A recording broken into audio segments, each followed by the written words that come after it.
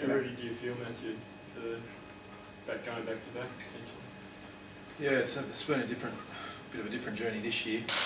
Last year we got beaten in the first final. This year able to win that and give ourselves an opportunity to have a week off, so that was good. It was quite easy to see the two teams that had the week off were very fresh on the weekend. I thought I was lucky enough to go and have a look at Box Hill on Sunday. Just the way their first 10 minutes was pretty exhilarating football. They used the ball beautifully.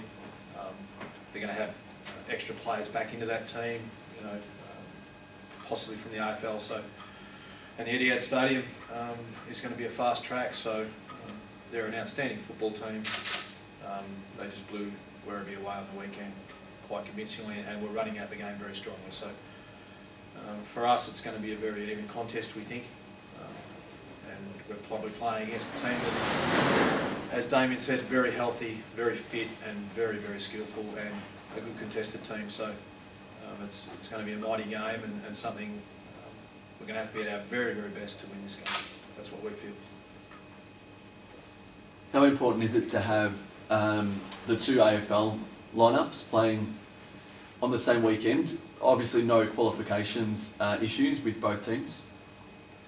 No. Oh, it's an exciting week. I mean, the build-up to the AFL game Friday night is just amazing. Like it's for the Geelong Hawthorn models, Geelong and Box Hill to be involved Friday night and Sunday is fantastic for both clubs. And we're really pleased that the best possible players are going to run out Sunday, and that's the way it should be. It's really important that, from a football perspective, that we see a great game Sunday and the best possible players are playing.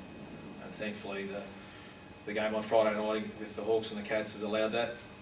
It's a super game Friday, and then for all supporters of both clubs to be able to come here Sunday and support their clubs again is really good for football. And it's a pretty exciting weekend and week for both clubs. You just got to enjoy it and absorb it, and also make sure your players have a really good week and enjoy being involved. And obviously there's question marks over Tom Hawkins at the moment, which obviously comes down to VFL level. Are you concerned about losing one of your key forwards at all? Not concerned. I mean, if one of our key forwards went up and played, that would be great for the individual player. And a lot of players at Geelong probably deserve the right to play Friday night. No different to Damien's team. He's probably got 6 or 8 in his team that could quite easily play on Friday night as well. So, if one of those players gets selected and goes up, so be it. But the good thing about the Friday and Sunday is some nice separation between the games. So, we're going to be really clear by later in the week who's playing and who's not. So I don't see it as such a big issue, and there'll be adjustments accordingly. But I wouldn't have thought there'd be too many adjustments, to be honest. Tommy Hawkins played really well last week and pulled up well. So, how do you think Shane Kirsten would go if he got given a chance Friday?